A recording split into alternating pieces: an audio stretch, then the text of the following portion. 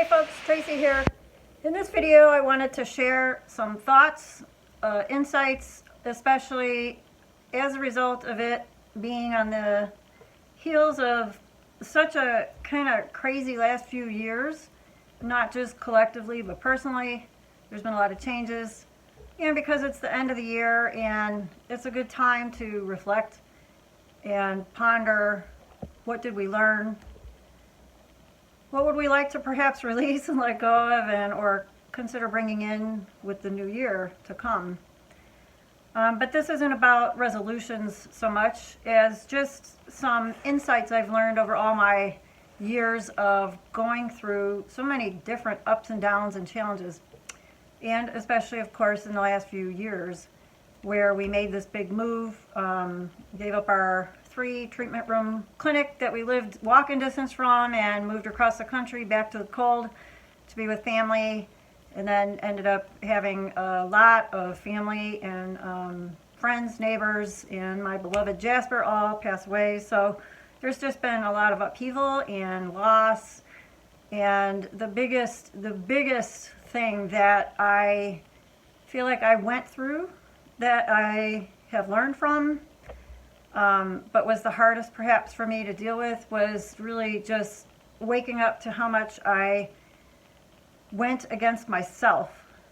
I don't know that I've gone through anything more painful than really realizing how much I went against myself. And at the same time, it's been such a powerful source of growth for me. Each time, I always thought I was on the right path, doing the right thing, believing what I was doing was healthy, for example, with respect to diets, and as a result of this, but just so much more that I've really gone through my whole life, I've been on a path to try to study and train to be in the healing arts and understand how the mind works, and to overcome these thought patterns and emotions that can really keep us stuck. So I did take some notes, and I'm having to be plugged into the computer here because my phone was almost out of charge. So I'm just sitting at the kitchen table. I may just show you some scenery or maybe some food while I talk, so you're not just staring at me the whole time. But several things that I want to share that I think can be helpful, I hope, for anyone else out there, in terms of just trying to live your best life, become the best version of yourself you can be. And that is, patience and persistence are always going to pay off, but it's not about perfection. And one example of that for me is, if you're 80-90% good with how you're eating, then you can have 10-15% or even up to 20% wiggle room with respect to enjoying some healthy splurges. But only you know what will work for you. You don't want to go into denial about it and tell yourself, well, this is my 10 or 20%, when in reality you aren't quite healthy enough to be taking these splurges at this time. So be judicious in every decision and try to catch where you find yourself deluding yourself or going into denial. And I talk about that in my book, The Strong Spirit Path, 10 Steps, the 10-Step Plan, and how to overcome obstacles to realize your dreams. So I would highly encourage you reading that. And if you're interested, I'd be even happy to send an ebook to anyone who would be interested in perhaps joining a group, a beta test, a group on helping people go through that process virtually in some manner. But anyway, so whatever you're striving for, just be patient. There's always going to be things that we may be wanting, but it just requires a lot more patience than we anticipated, or it just takes more time to realize it. Just keep your eyes on the prize. Steadily keep making progress. Don't beat yourself up. It's not about perfectionism. And in fact, the next thing I want to share is that I think it's important to be willing to make mistakes and perceived failures And as the Irish may say, really like make an arse of yourself, including publicly social media, like I feel like I have done. And it's okay to start over however many times you feel like you need to. I think that our mistakes, our regrets, our losses can sometimes be our greatest teachers. Our health challenges, challenging people, in the end, these end up being some of our greatest teachers in life. We spend the most time and mental effort trying to overcome these challenges. So they're on our path for a reason. Nobody's challenge free. And what makes a challenge more difficult is our perception of it, not the challenge itself. So if we are constantly having a thought in our head that's just bemoaning ourselves about the challenge, negative self-talk, feeling sorry for ourselves, comparing ourselves to others, or any of these things, then it's just going to make it worse. So if, and this is kind of another step or tip, if you want to call it that, if you can remain more neutral and detached to all the things that come up in your life, and including all information, whether about nutrition, diet, or anything else, and even religion, politics, if you can remain more neutral and not be so quick to have a reaction, then I believe you'll feel a lot more calm and at peace. And it's very empowering to not constantly have a knee-jerk reaction and a triggered response. And in fact, that's sort of another suggestion, is to start to look within more. And when you find yourself having these patterns of conditioned responses, such as so many people out there seem to get triggered by what someone else is eating, then you have to look within and decide for yourself or contemplate what in you is getting triggered about it. Why would you care what someone else is eating? But people do. And in some respects, I understand. I know that everybody's choice has consequences. And if the choices you're making are creating devastating consequences to the world at large, if it's not helping uplift humanity and or all of creation, then that's a whole other situation. But generally speaking, when we're getting really mad at somebody, whether about diet or something else, anything else, then we do want to at least become conscious of what's going on within us that's contributing to the situation.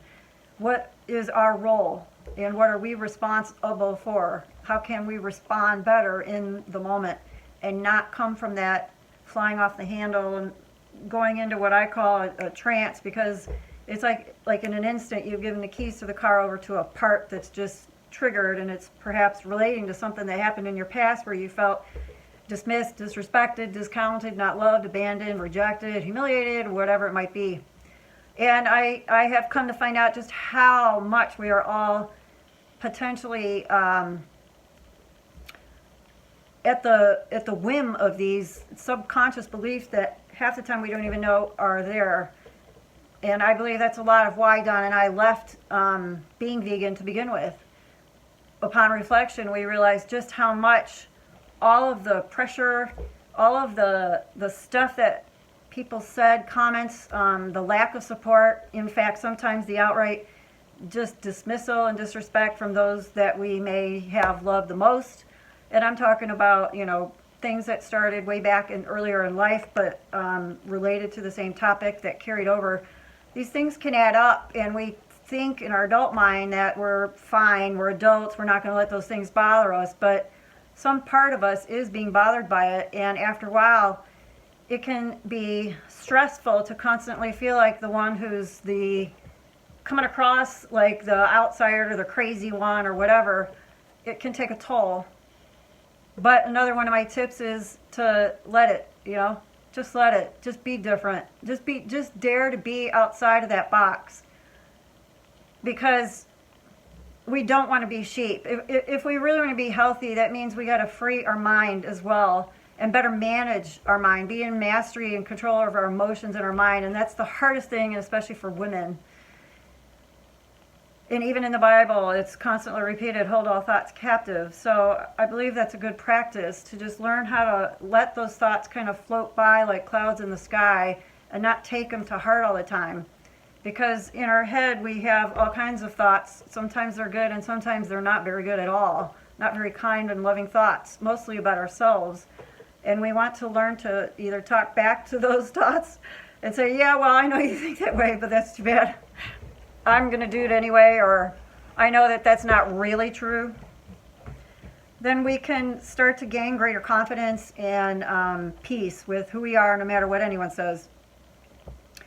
And in fact, just in general, one of my tips is to tune in more and try to not be so plugged into this world of effects, because we are really much greater and more than this physical body.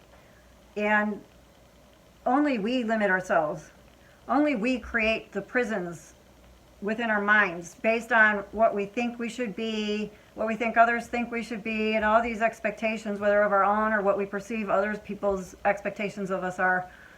So it just, in order to really be free and really be healthy, we have to be willing to be a little different, to step outside the box, to have patience, to be persistent, to not expect ourselves to be perfect, to be willing to make mistakes and put ourselves out there, even in when what we have to say and who we are represents a very unfavorable belief or position.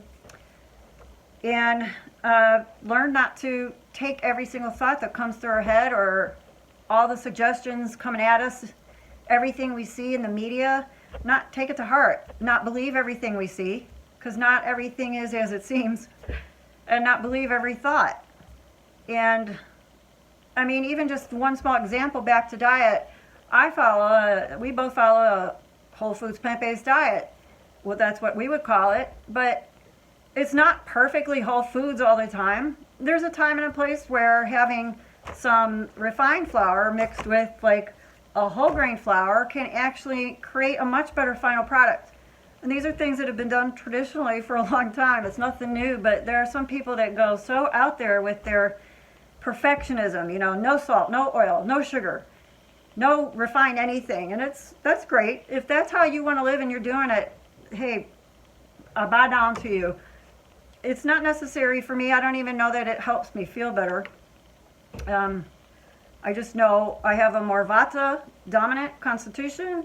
And when you read Ayurvedic texts, they do recommend having some oils. Gill of Nutrition Made Simple has shown that there are so many studies out there that aren't really actually indicating that oils, plant oils, the right good quality plant oils are bad for you. There's very few, if any, that really show that they do, if you're looking at good quality, reasonably conducted studies. But I don't want to get into that right now. I'm just saying it doesn't have to be perfect.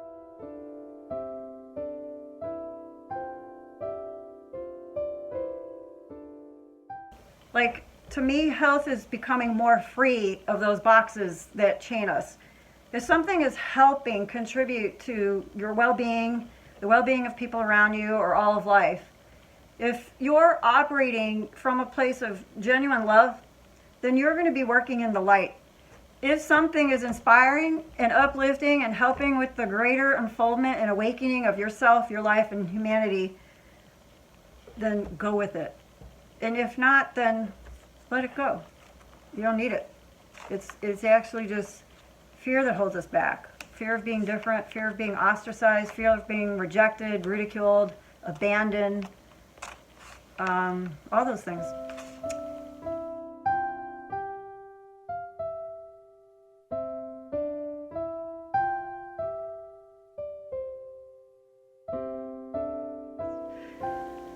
So I think that's it. Hold all thoughts captive. Try to learn to find another voice. If you have a habit of negative self-talk, find another voice that you can use to talk back to the negative talker in your head. Or just remind yourself that you're much greater than these parts. You're much, much greater than even really the sum of these parts. And that this might have been a way you used to respond to life or things that you used to think about yourself. You're going to just try a new way and just live as if they aren't true. And you're going to live as if you're actually really an expression of the God force here in this particular suit or body.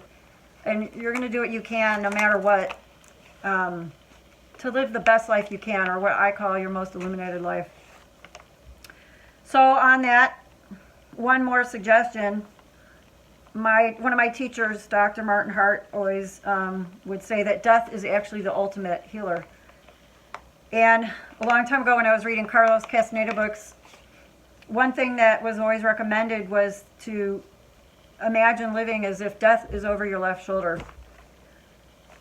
And you don't have to do this like every minute of the day, but it's just something to contemplate. Like if you knew death was imminent, or you didn't have much longer to live, then you might change how you're living now and perhaps be more present in this moment of now, this endless eternal moment of now, to just be living more from your heart space, to be the love that you would like to see in the world. And that's my goal, and I hope many others will take this on as well in the new year. We all need to be a lot more discerning and patient and not fall for all of the stuff that's being thrown at us, all the narratives that are just trying to divide and create hate. Relax, surrender, breathe a little, and not be so concerned about every little thing, and not expect everything to be perfect. And,